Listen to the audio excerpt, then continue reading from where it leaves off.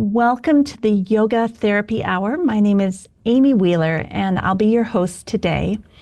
Oftentimes, I like to do solo episodes about things that I'm learning and discovering in yoga therapy, Ayurveda, and beyond. And I just had this itch to share with you something that I learned yesterday, and it was a co-creative process. I call them students, but I don't really feel like I'm their teacher.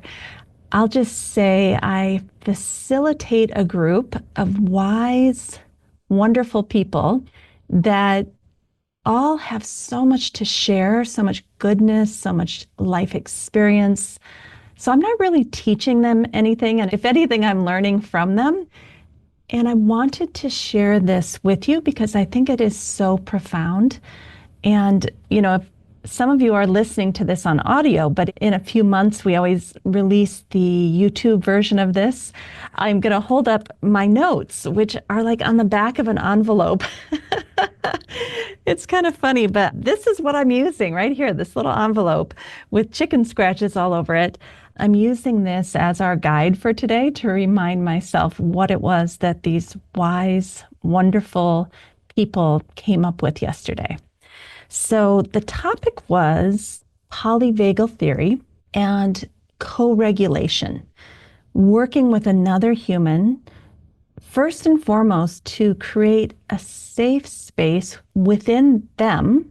They're feeling safe within themselves, but also externally. What does the safe space need to be? And then the space between the practitioner and the client. There's something that happens between the two of them. I'll call that the third space. That safety needs to be happening there too. So that was kind of our discussion that we were having about how to help people feel safe inside themselves, how to create a safe external environment, and then that co-created space between the two of us. How do we try to work towards safety in that space? And these people are people that have been therapists for decades, yoga people for decades. Like, these are very wise people. So I'm just going to read through our list and kind of explain each point about creating safety. And I think most of you know that that's the prerequisite. That is the bottom line of healing and coming together to help people be empowered to heal themselves. And I've been playing around with artificial intelligence. They have these online GPT chat therapists now, and the research coming out is pretty phenomenal, saying that like 80 to 90% of people who are using artificial intelligence to talk with them about their problems, about their suffering, are finding great relief, and it's free. And that got me thinking, like, what is that about? How can that replace a human? That seems not okay. Like, I have a genuine bias. Like, what is that about? And, they broke it down into different categories about if you're looking for more informational strategies about how to deal with XYZ problem, that AI could be pretty good at that, to help you think through strategies or to maybe even process some of your complex emotions. But that the human element, where you're feeling like this other person cares about you, has empathy for you, maybe it's not as strong. It's like people know they're talking to a machine, right? But here's the crux of the issue, and this is where AI connects to our topic of today of safety. In both cases, these wise therapists and yoga people that I was talking to yesterday, and the newest research on artificial intelligence therapy, basically, in both instances, the number one thing that clients are telling us that is important to their safety, you ready for it? Non-judgmental. They want a place where they can go and not be judged, not be analyzed, not be picked apart, not be told how they have to do better, not be told, here's your solution, you should be doing it this way, or here's why you're messed up, here's what you're doing to yourself. People don't want to be judged. And in fact, when you think about using artificial intelligence as a therapist, and again, I'm not recommending it, I'm just curious about it, it could be that we don't feel judged by a machine because we know it's not a real human. And therefore, we can say what's really on our minds without feeling judged. And it's sad that we pay humans to give us therapy, but then we don't go and be completely honest, or that we go to a yoga therapist and we can't even say what's real for fear of being judged. Like, what kind of work are we doing then? Right? So in one way, I think it's kind of interesting to think about how could we as practitioners, even as human beings on the planet, as friends, as mothers, as daughters, as, colleagues, what would it take for us to not be so judgmental and categorizing people and labeling them and dissecting them and diagnosing them? And, nobody wants that. Nobody wants that. So that was the number one thing that when I was talking to this group that I was facilitating yesterday, they want people to work with them that are not judging them. Welcome to the Yoga Therapy Hour. I'm Amy Wheeler, your host. Are you needing to earn some continuing education units? Well, we have the exact thing for you. Every single Monday night, we have a Monday night clinic where we practice postures, breathing, and meditation towards a very specific theme of the month. And then we stay afterwards and we talk about the theory of why we chose what we did for that particular practice. We give you a completion certificate, which you can turn into your continuing education body. And we're growing all the time. We have a wonderful community. You can do this live with us online, or you can do it through a recording. Go to www.theoptimalstate.com and check out the Monday Night Clinic, and we would love to see you there.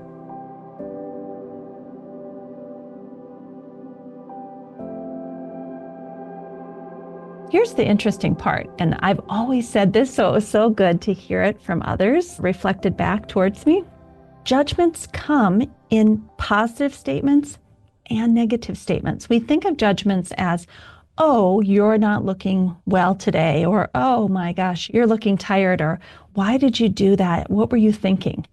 But we never think of the flip side of, you're looking so well. What are you doing differently? Wow, you're looking radiant. I think a lot of us don't think of that as a judgment, but what I heard from these wise colleagues, and I agree with it, many of you have heard me say this already, even commenting on people's positive features or their improvements or our perceived improvements still feels judgmental. It still feels like someone's examining you, looking at you, ranking you, making a judgment about you that you look better this time than I saw you last time. Do you see? And I think we all agreed in our group that it's really hard to not say thank you and take that as a compliment. But a lot of times the client or ourselves are left feeling like, well, what did they think of me before? What are they comparing it to? And oh my gosh, well, I actually lost weight because I've been really ill. What does that mean about my normal weight?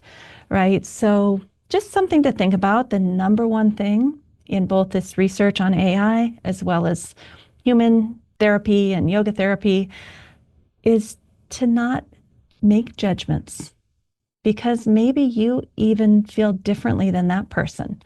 Recently, I've been told over and over, oh, your hair looks so good. And I don't particularly care for my hair up in this little bun thing that I have, but everywhere I go, people tell me that looks so good. And there's a part of me that's kind of fighting that, like, well, what if I don't want to have my hair up like this? It's not your business. It's my hair, right? So they're meaning it as a compliment. And I'm kind of thinking, well, that isn't what I want. That is not what I like when I look in the mirror. So I'm just trying to give you examples of allowing our clients, our children, our parents to decide what is their authentic self, what feels good to them, without this external influence of spouting off positive things, negative things. It centers you. I think you look better with your hair up like that, right? Doesn't matter what you think of your own hair. I think this, so you should take my judgment. So I don't know. I just want us to think about this. I know this is going to be a little off-putting to some people listening to this. You're probably already ready to turn this off and thinking, oh, good God, we can't even give a compliment anymore. I understand that. And I would just ask us to reflect on it because, as I said, the cumulative experience of these wise therapists, it's over hundreds of years, by the way, that the people that were in the group, and when you add up how long they've been working with people, this is what they told me. And this is what people are saying why they like AI, because they're not feeling judged positively or negatively. They don't have to put on a mask. They don't have to try to show up and prop themselves up. They can just be who they are. So I think it's something worthy of reflection, even if you have a different opinion. All right, another thing that apparently makes people feel safe, according to the group of wise people I talked to, is someone that can be comfortable with periods of silence. Just sitting. Nothing's being said, and there's no urgency to fill that space. That when the words come, when the next thought comes, it can be spoken. We're not trying to be silent. But if we just want to sit and softly cry for 2 or 3 or 5 minutes without any words, that's trust building, that the space is strong enough and stable enough to hold those emotions and just let the silence be. Another one that I think is so interesting is people who are willing and able to have a rupture in the relationship. And in this case, it might be a parent or a child. It might be a grandparent and grandchild. It could be therapist and client. Let's just any relationship. A relationship that's strong enough to have a rupture and then get repaired. As opposed to we have a rupture, we separate, we just go away, we never talk about it, and then we kind of shove all the icky stuff under the rug. And then 2 weeks later, or 2 months later, or a year later, we say hello and we pretend it never happened. Or maybe we just never say hello again. Maybe that's the end of the relationship. So people feel safe with others who can have the rupture, can be authentic, and say what's real for them, and then come back and talk about it and work through that rupture together, that actually builds safety.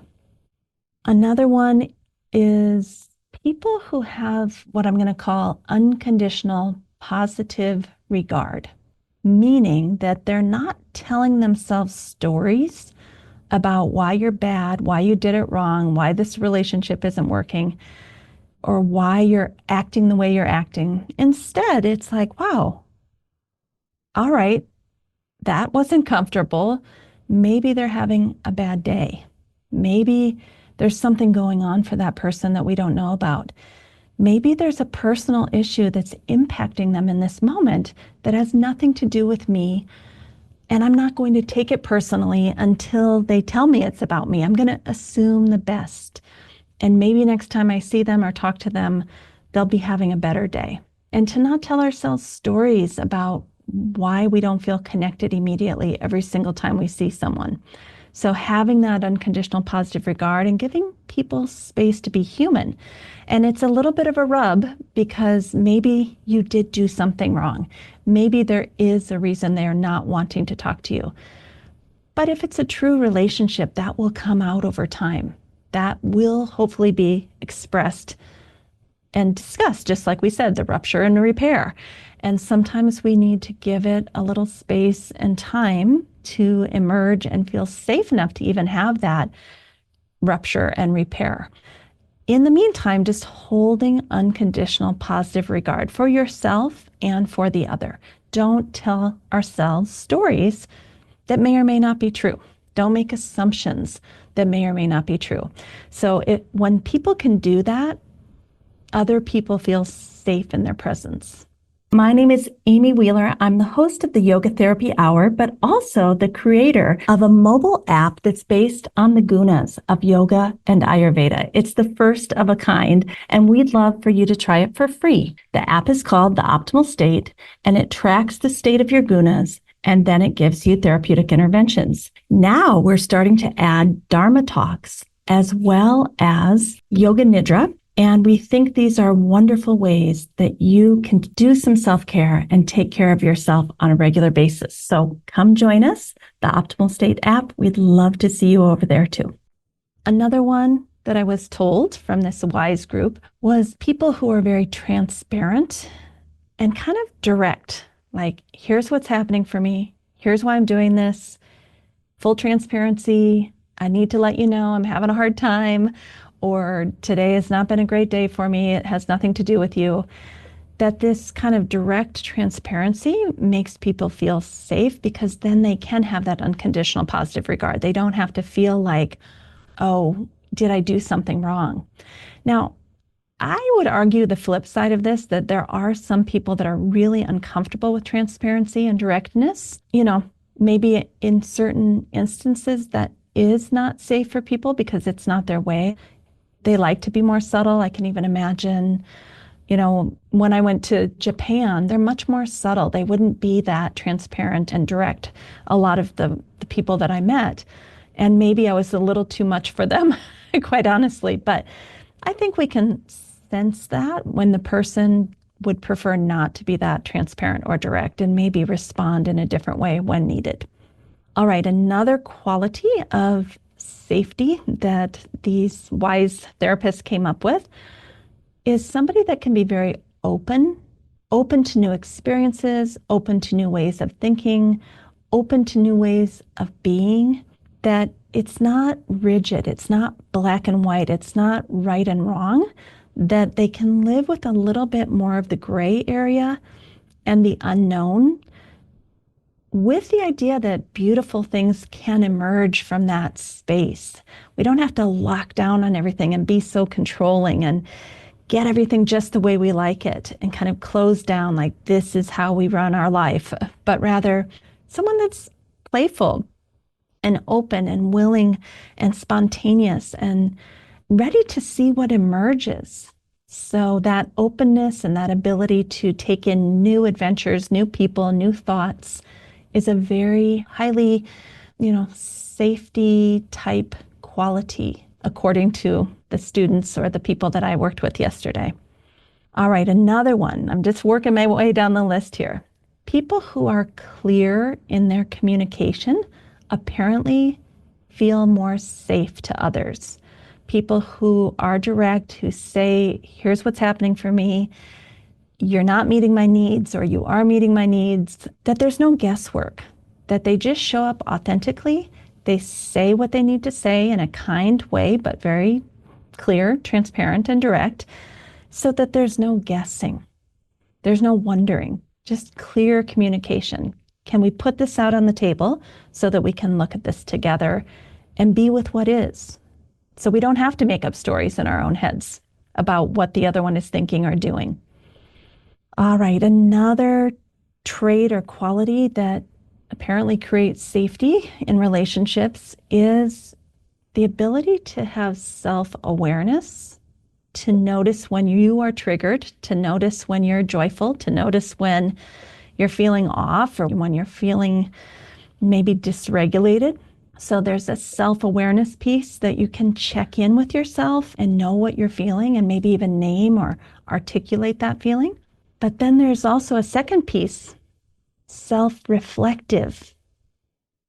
Okay, here's what I'm feeling. I can name it. I can feel it. I get it. And why am I feeling that way? Or what is coming up for me that I'm feeling so triggered? So there's a self-reflection and self-responsibility, taking responsibility. And then once you do all that work, coming back with clear, open, authentic communication, and transparency, and just being real. I don't know about you, but when I listen to all these, I just realize how rare this is, that people in our lives create this kind of safety for us, and that they actually do that deep work of self-awareness, self-reflection, correction, and then maybe even repair of the relationship. All right, another quality is someone who is calm and regulated. regulated in how they approach life, their structures, their rituals, their ways of showing up is consistent. They are calm. They're not all over the place. It's not like you don't know if Dr. Jekyll or Mr. Hyde is going to show up. You kind of know who that person is going to show up on any given day, and you know they're going to be calm and regulated in their own nervous system, which goes back to the rituals and routines of our lives, that we can really count on someone who kind of has figured out how to manifest a well-regulated life and a life that brings you to a place where you can show up that way, calm, not as a phony mask, but literally because you feel good most of the time. So that's a whole can of worms there. Like, how do we create that life for ourselves so that others can feel safe and know what to expect when we show up? All right, another quality is the quality of one's voice.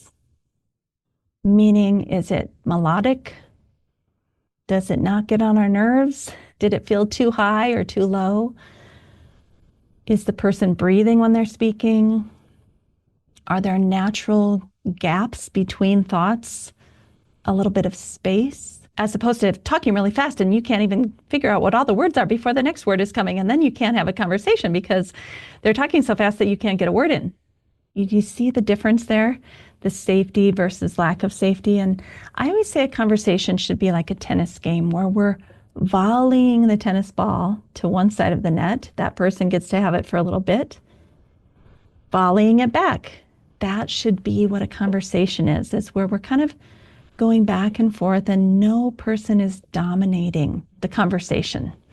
So other things about voice that kind of go back into polyvagal theory is a well-regulated voice that sounds calm to people, that makes them feel calm, both in pace, in tone, in silence. All of it matters. The voice matters. And I don't think that means we put on our therapist voice or our yoga teacher voice, and then as soon as we get out of class, we turn into this other person. Like, everybody knows when they hear a yoga voice, and it's really annoying. It's more that the voice is an expression of what's already in the heart, and therefore what's in the heart is coming out through the voice. And that heart is a stable, calm, open, transparent heart that has positive, unconditional regard for people. And that is reflected in the voice. All right, in a similar vein, people feel safe when they are around someone who is a good listener. And this was such an interesting discussion that we had, because I think when we think of good listening, we think of someone who can paraphrase, somebody who says, this kind of active listening so that we know that they're hearing us and they want us to know that they heard us. Someone who tends to stay focused during the conversation, make eye contact, use proper nonverbals. But what I think is interesting about the discussion around this in safety is that a lot of these therapists said that when we kind of depend on those guidelines of active listening and shaking your head and making the nonverbal gesture, that it's okay, but it's not as good as a genuine response. That's what we learned in school. So now we've become an active listener. That a little bit of that actually makes people not feel safe, that it's a more authentic connection where you can be with silence and then you can say, wow, I'm curious about this aspect of what you said. So kind of bringing it into your own heart, into your own language as you play tennis and you are a good listener, but not doing it through kind of this rote memorization of what it means to be an active listener. Sometimes we're listening so hard and we're trying so hard that we're actually interrupting the person and their thoughts by giving these kind of verbal, yes, So kind of backing off that a little bit so that you're not rushing the person who's speaking. You're not making them pay attention to you while they're speaking. And I know this is quite subtle work, but it's interesting to think about. And then another part of this is listening to understand, not listening while thinking about the next thing you want to say. That's a no-no. That does not make people feel safe. So just really listening to understand and kind of holding your thoughts back and saying, yeah, I'm not going to think about my next sentence and what I want to say. I'm just going to be with them. Now, where that gets difficult is if you do that over and over and over. Sometimes people don't play tennis with you. They take up the entire conversation, and then you're left feeling like, wow, that was not okay. I didn't get a word in. They didn't ask anything about me. Well, that's good information to have, that if there's a person who's not safe in your life, who isn't genuinely interested in hearing anything about you, who doesn't play tennis with you, meaning doesn't also offer the safety of those good listening skills, well, have clarity about that. Everything gets put in a place in life. Maybe they don't get as much access to you, and maybe you don't put as much effort into cultivating that relationship because it's not a safe relationship. That's for you to decide. All right, another thing that this group came up with about safety is they feel more safe when the person is very attuned to where they are in any given moment and can almost mirror that back. I think a lot of times we think of a good therapist or even a good yoga therapist as someone who's just completely sattvic, stable, calm, but that can be a little unnerving, according to these wise therapists. If someone's really triggered, if they're really having a moment, maybe they're really upset about something, or maybe they're really happy. It could be either end of the spectrum, and the person is just sitting there like a calm lotus flower on the waters of life, but instead kind of mirroring back like, oh, I feel that. I feel angry for you, or I feel so joyful that you're having this amazing experience, and kind of mirroring and matching in a genuine way, not a fake way, but a genuine way. It's almost like having empathy and feeling what they're feeling, while there's a whole nother part of you that also knows what it means to be sattvic and come into a more sattvic place. So it's not that we just get to jump in and go wherever they're going, but there's kind of two parts of us at the same time. One that's matching, and then the quieter observer within us as the practitioner or the friend or the, grandchild that is also resting peacefully at the same time. So interesting to think about. All right. Another thing that makes people feel safe is consistency in how people show up, the rituals of how they show up, timing, being on time, making appointments, answering emails in a very timely manner, kind of a rhythm of the relationship that you can expect this as you work together. And it's not going to be like they answer an email in 2 hours one day and then a week another day, or that you have to have this feeling like, is my therapist going to show up today? Sometimes she misses appointments. Like, nobody wants that. Nobody feels safe. The client has prepared. They've probably thought about what's going to happen for a couple of days before. They're ready. They're getting their system, their body, mind, spirit system ready to participate deeply with their yoga therapist or their psychotherapist. And then boom, nobody shows up. It's not just like, oh, they missed an appointment. It's something very deep, because people oftentimes do prepare mentally, emotionally, and spiritually for an experience that then doesn't get to have fruition and follow through. And of course, we all have missed an appointment. Yes, we have. But we should apologize profusely. We should let them know what happened. And it shouldn't be like, I overslept. No, that's not okay. If we miss an appointment, there's a real reason. And you may not get into details, but you need to let your client know the severity of what happened so that they don't feel like you blew them off. And I would say in all relationships, this is respectful of people's time and energy. So I just did that the other day. I thought I had the day off and I didn't, and I missed an appointment, and I wrote an email explaining that I do value you. It wasn't with a client, it was a meeting, but really showing them like, I'm a consistent person. This is not my norm. And I really, really apologize that this has happened and it won't happen again. I will do my best not to make this happen again.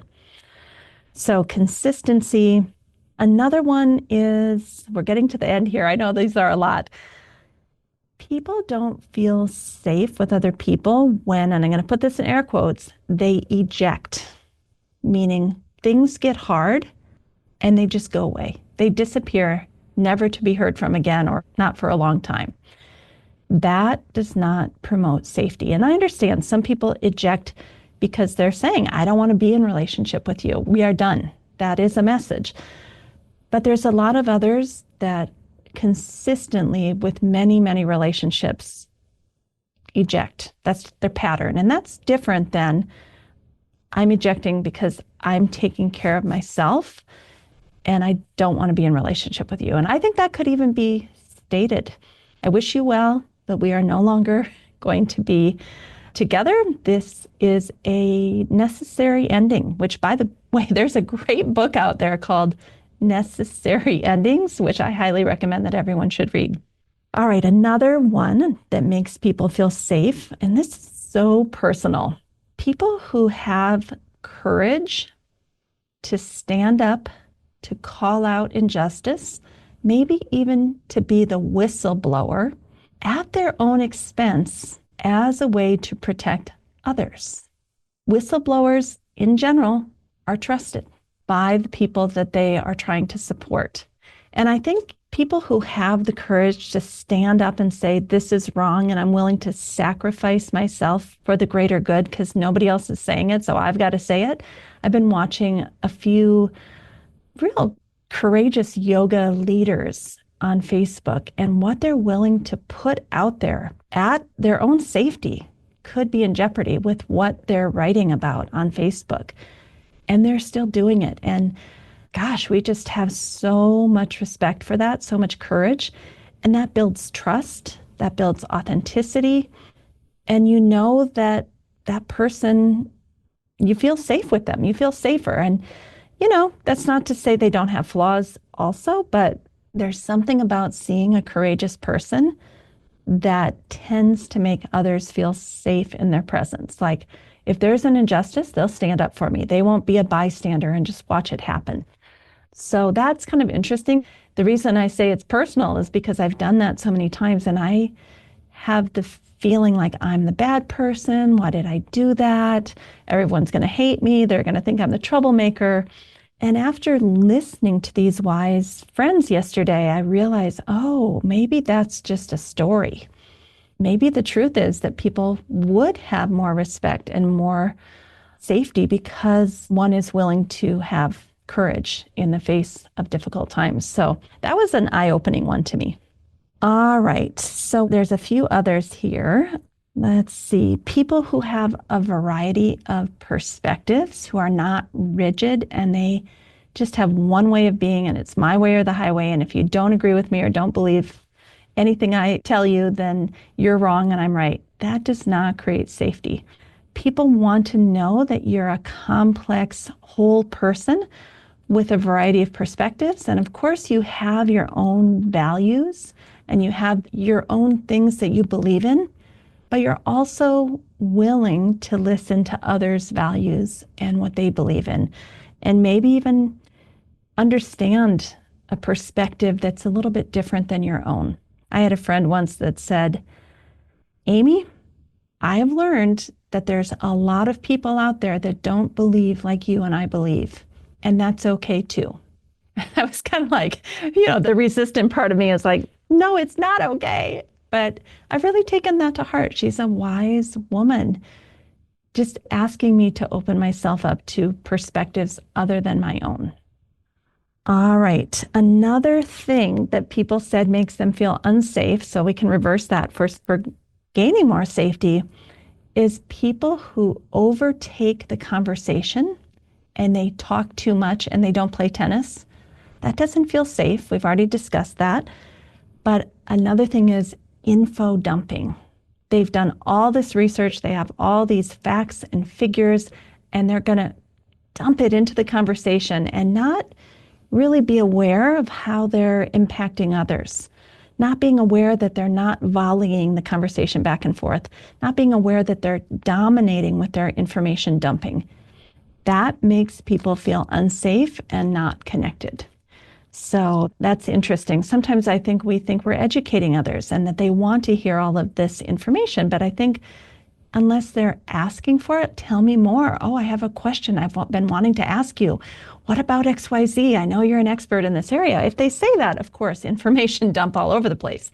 But if they're not requesting it and it's just in a normal conversation, a lot of times it can be too intense. Like people weren't expecting to get all this information dumped onto them with this much intensity and vigor. And it kind of makes people feel unsafe and that you're not aware of how you're making them feel. So that is one. All right, I got a couple more here. Hope I'm not overwhelming you with my information dumping today. Another one is people feel safe with the familiar. They're going to come in, you're going to offer some tea, you're going to sit in that chair over there, you're going to talk for 5 to 7 minutes, then you're going to go into the deeper work. At 5 minutes to the hour, we're going to hear the therapist say, we're getting close to the end, we're starting to wrap things up. And then they see you to the door and they tell you, I'll see you next time. Like that kind of familiarity of the space and the patterns, the expectations, the surroundings, it's almost like a ritual and it makes people feel safe. So something to think about. I really like that one. Another thing that makes people feel safe is when you give them respect and you let them know, even if I don't agree with you on everything, I still respect you as a human being. I still will offer a follow-up email to say thank you. I will still offer acknowledgement of what you've said. I will still make an effort to be in connection and community with you, even if we're not 100% on the same page. Even if I disagree with you, even if I'm angry at you, I will still respect you. That is so interesting. Even if you think of a therapist, maybe they're working with a client that has actually done some really horrible things. Can that therapist be non-judgmental and respectful? Wow, that's big in all of our relationships. Can we be respectful, even if we're upset, disappointed, or don't agree? Getting close to the end, here we go. Here's another one, accept people as they are in this moment, not trying to change them, not trying to fix them, but rather, can we respect you for who you are, just as you are, just showing up? So that's a beautiful one. And I think that's close to the end. I think the last one is having sacred space together, that when we come together, it will be a sacred moment. Both parties will have prepared themselves mentally, emotionally, spiritually. They will come in calm. And the space, the actual space together, whether it's on the Zoom or in a home or at a business, that there's a sacred quality to this meeting. All right. Well, I think I have given you so much to think about in terms of safety and how to create that safety and relationship in your life. And I'm going to just leave it at that today. I really enjoyed this conversation, both with the wise people that shared all of this with me, and now I'm sharing it with you. And I hope that somehow it adds some goodness, some positivity to your life. All right. Thanks, everybody. Have a great day. Thank you for listening to the Yoga Therapy Hour. We are really, really blessed to have you all as listeners. We can feel the energy coming back, the gratitude, and we want you to know how much we appreciate you out there in the audience. Every little bit of goodness that we share with you from our guests goes into your ears, down into your heart. I am hopeful that it radiates out into the world. That is the goal. So thank you for being our dependable and reliable listeners. You have no idea how much we appreciate seeing those downloads every single week. Thank you for listening to the Yoga Therapy Hour. We wish you a wonderful week. We hope that somehow, in a small way, we've contributed to your well-being so that you can go out and share that well-being with others. That's what life is all about, bringing in the goodness through you and then shining it out to the world. We need you more than ever. So let's all get out there, do good, be good, and have a great week.